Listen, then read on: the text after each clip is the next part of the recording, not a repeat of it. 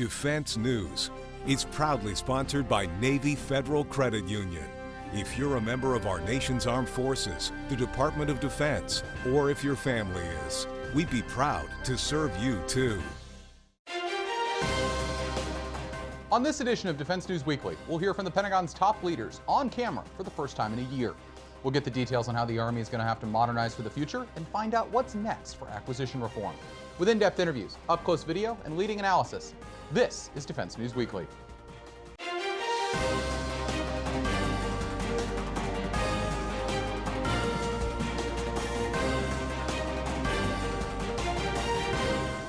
Welcome to this week's edition of Defense News Weekly. I'm Jeff Martin. We've got a packed show for you this week as we're going around the world, then back to Washington to hear directly from some Pentagon leaders. So without further ado, let's dive into the show. The U.S. State Department has cleared more than $4.2 billion worth of foreign military sales for 5 different countries, pushing the total approved this year to more than $50 billion. Up first is Japan, cleared to buy 73 SM-3 missile defense interceptors from Raytheon in a deal worth up to $3.2 billion. Next is Hungary, which is cleared to buy 180 AIM-120 air-to-air missiles, also from Raytheon, for about $500 million. Other parts of this sales package include sonobuoys for Denmark, Joint Light Tactical Vehicles for Lithuania, and torpedoes for South Korea. It's important to note that these still have to be approved by Congress, and the dollar amounts will likely change. And the United States Army has picked 3 finalists to build a new Infantry Squad Vehicle, which are intended for use in the different infantry brigade combat teams across the Army. The 3 choices are GM Defense, an Oshkosh Defense and Flyer Defense team, and an SAIC and Polaris team. The 3 teams each will get $1 million to develop 2 prototypes each to Aberdeen Proving Ground in Maryland by mid-November. They'll undergo some testing there, then head to Fort Bragg for soldier testing. The winner is set to be picked next year and could build over 2,000 of the new vehicles. And in the middle of a massive spat with the U.S. over buying Russian missiles, Turkish President Recep Erdogan was in Moscow this week at the MAX Air Show outside Moscow. While there, Erdogan was filmed inspecting the Su-57 stealth fighter, which Moscow has been pitching to Turkey to replace the F-35s that will no longer be delivered from the United States. This also comes as the U.S. is trying to keep Turkey as an ally, despite disagreements over many different topics.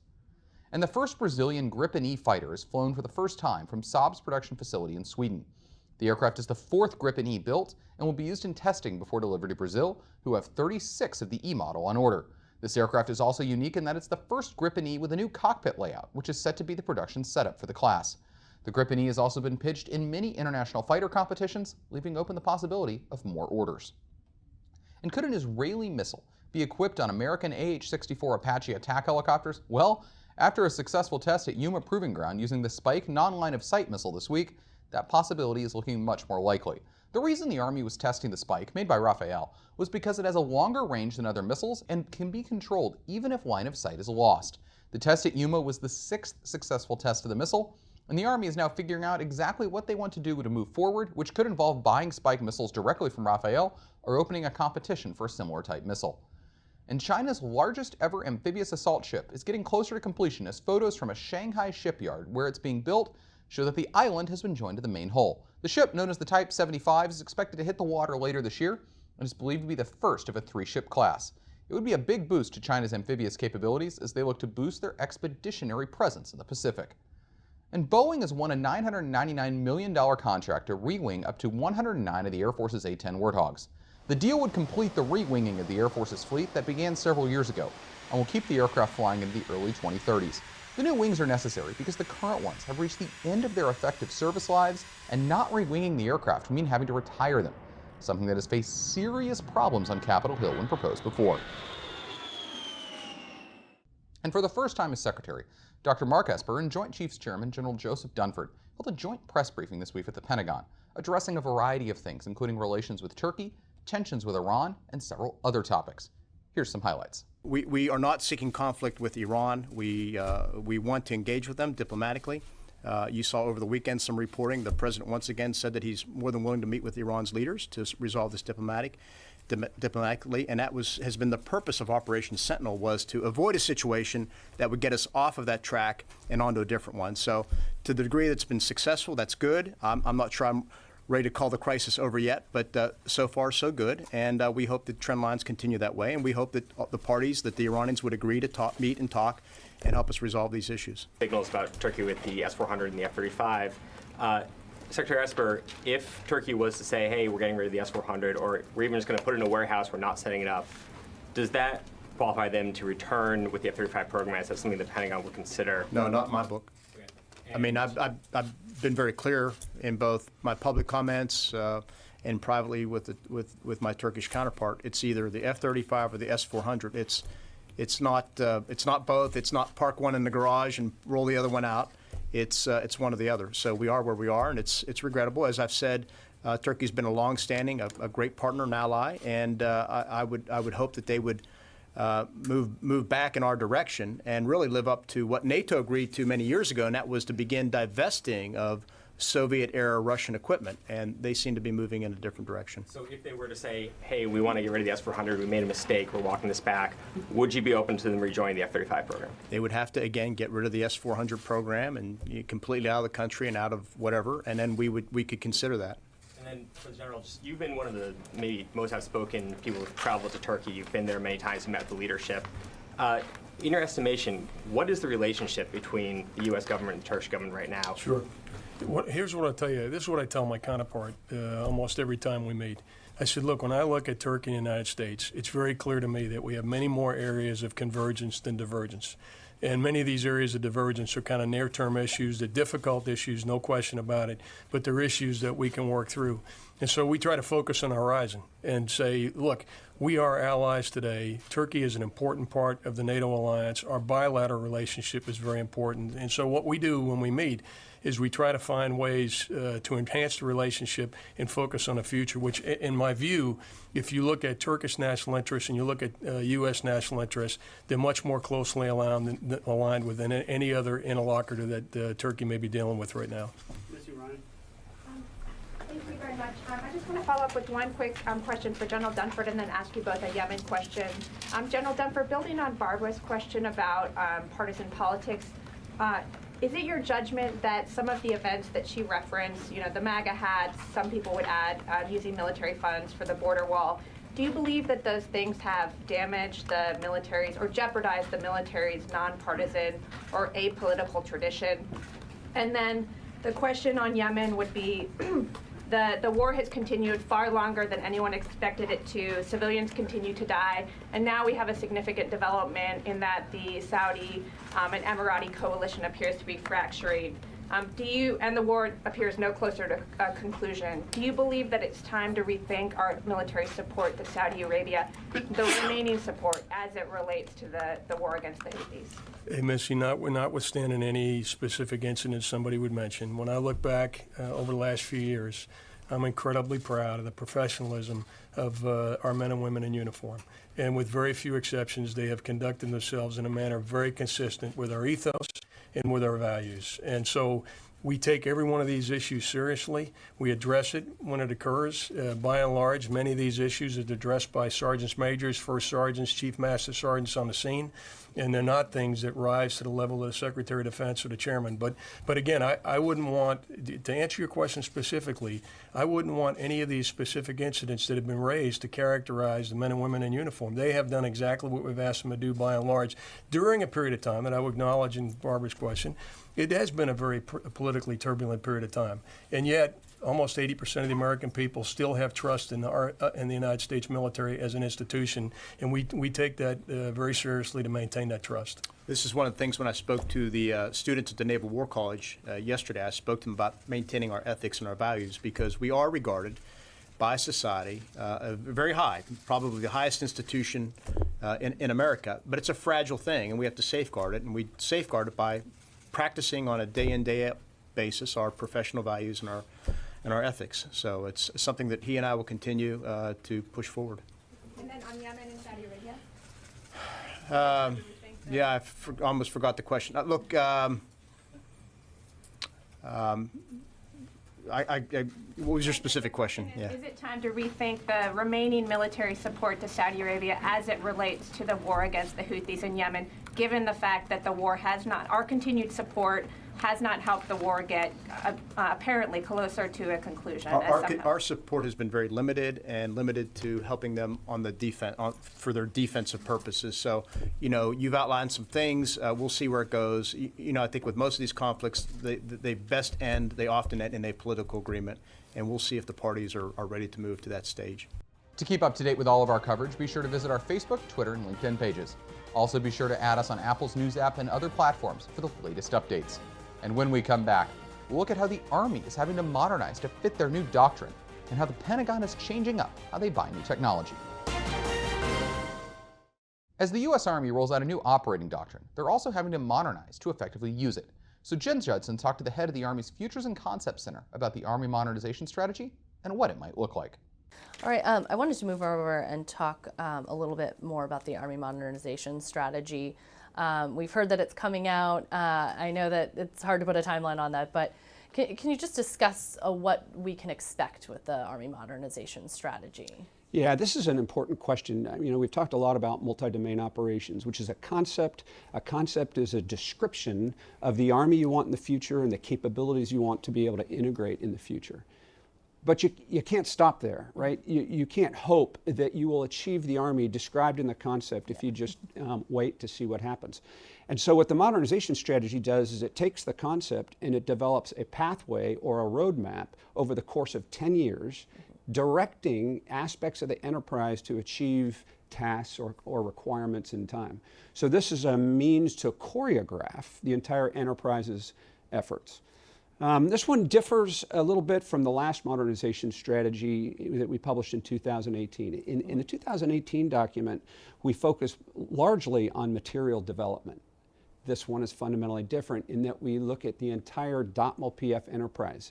We look at doctrine, organization, training, leader development, material development, personnel, policy, all of those aspects of the enterprise that have to be synchronized over time, because if you change one, it changes the other. If you incorporate new weapon systems, you need to change your organizational structure a little bit, or change your doctrine a little bit. And so all of these things have to be adjusted. So this document is an enterprise-wide document that describes all of the different aspects of modernizing the Army.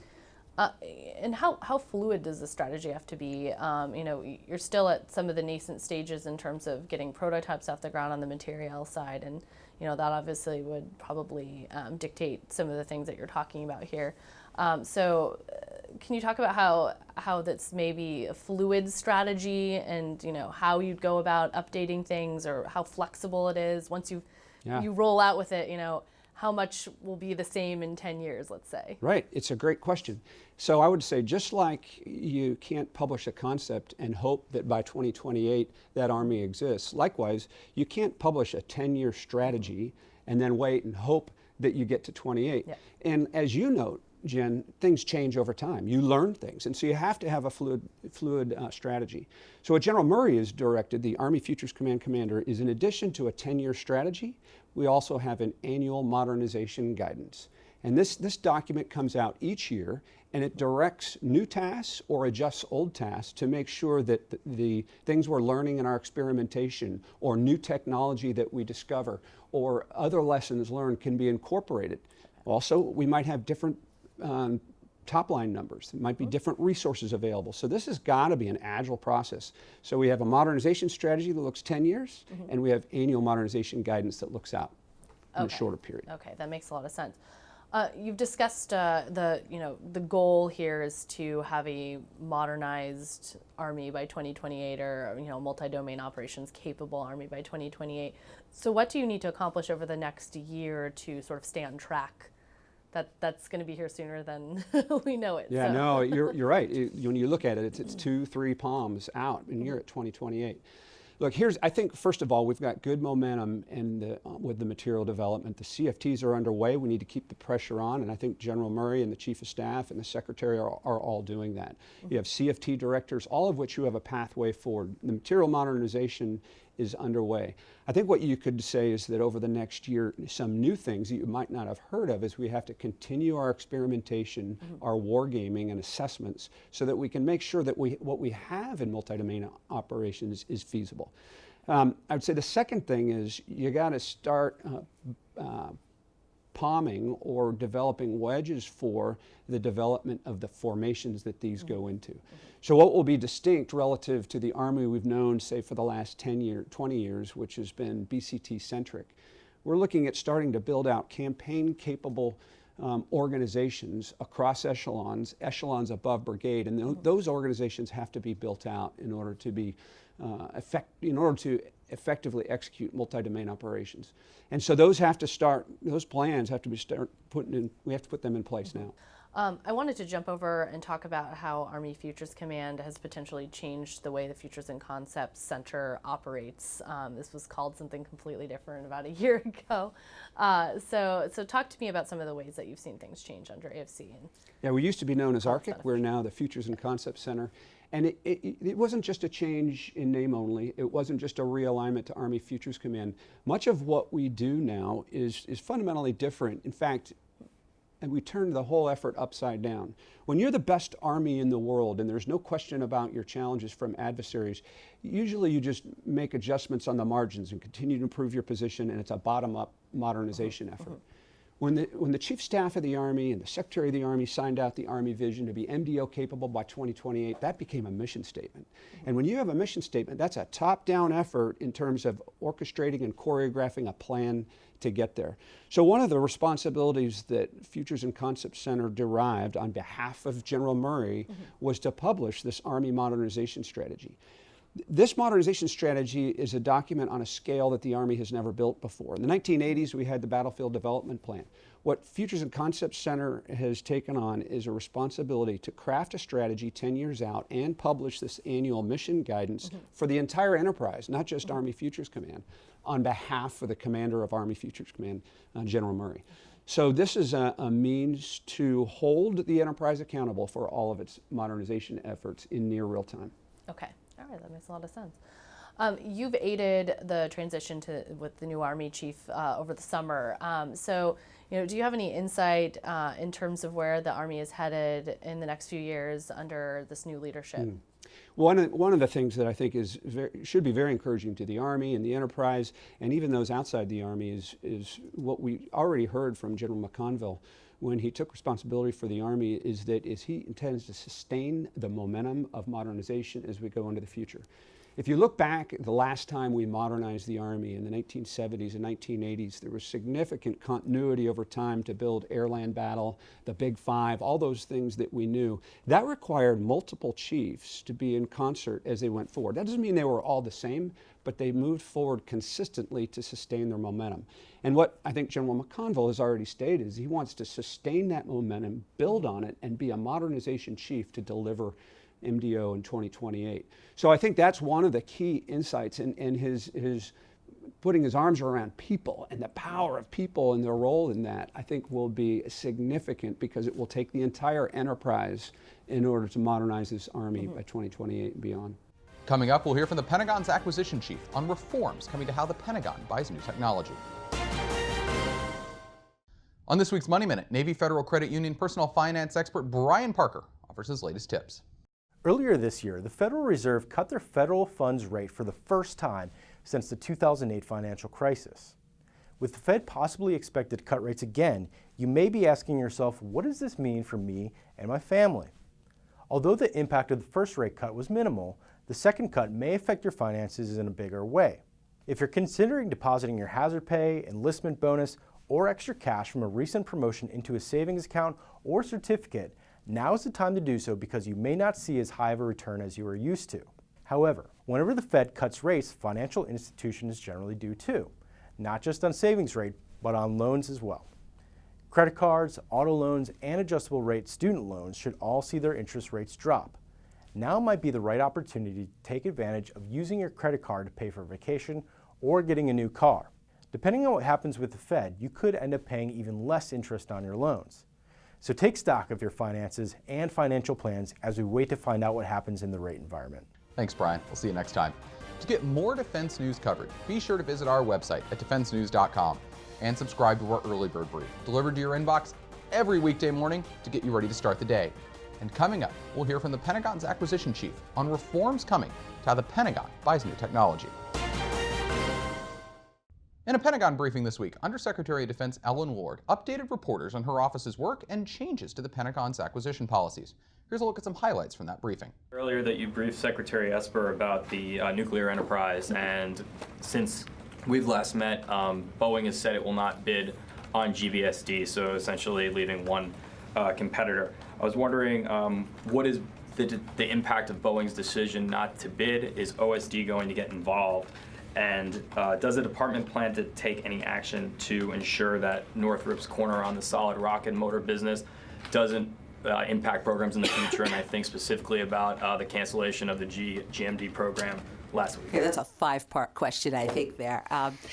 Bottom line, right now, the GBSD procurement is open, so I'm not going to comment on that, other than to say we continue to have dialogues with Boeing. I'm not going to constrain any markets until we see where things fall out, and we'll see what we get for proposals and how we move forward. And how about with the GBI? Do you plan to do anything there to ensure that there's competition moving forward? I think that we have a lot of opportunity for competition with GBI. Justin? Hey, thank you. Justin Doubleday with Inside Defense.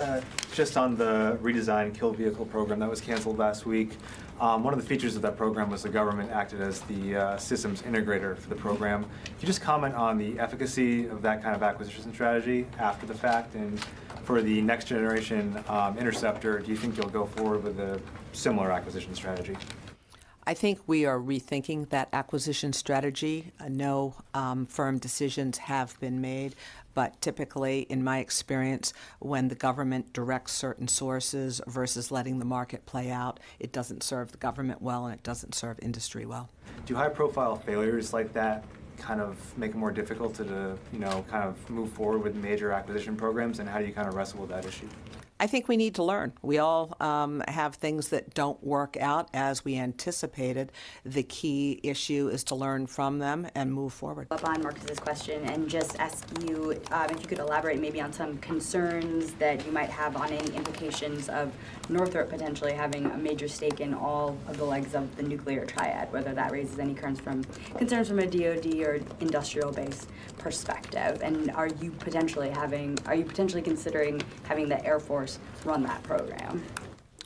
Right now, again, the RFP is out, the proposals are not in, so I'm not going to comment on that until we see what we get for proposals. Mm-hmm. And I guess related to that, to follow up then, the UTC merger that's going to be happening, is the government considering intervening? Do you think that there will be an intervention into that as well due to the consolidation of the industrial base? Well, there's a process we go through with any of these mergers or acquisitions, and it's actually a process that I thought was a little murky on our side when I first came in. So we've established a process now. When we get a call or we hear in the media that a merger or acquisition is taking place, we go out with a request to all the components of services about what business they have with each of the two companies and whether they see any problems with limiting competition where there's just two of them. And then we partner with either the Department of Justice or the Federal Trade Commission to step through and see if there are any issues. We are working through that process right now, and what we would typically do would put consent orders in and so forth if we have concerns. There are no major concerns that I know of right now. Hi, Ashley Recep with James. Since you were last here, the U.S. has withdrawn from the INF Treaty. The Navy is testing the Tomahawk with the MK-41.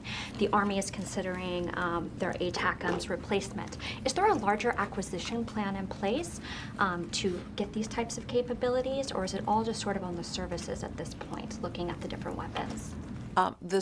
We at the department level look at what requirements are. That goes through the joint staff, and then the services decide on specific programs. The services right now are establishing capability that each of them sees a demand for. However, we do talk about our capability in its entirety all the time as a group. We now, with the new cadence of meetings with Secretary Esper being here, we have both the service chiefs and the service secretaries in with all the unders every Monday morning, and then on Monday afternoon.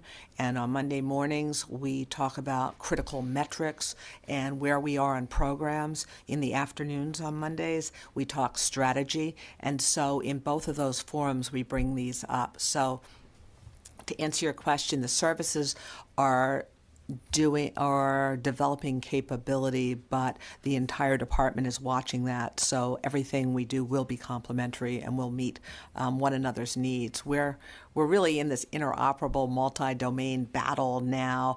You have to look at command and control and kind of EW across the entire department to go fight together. That's all we have time for this week, but if you want to see and read more, be sure to head over to defensenews.com. Thanks for joining us, and we'll see you next time.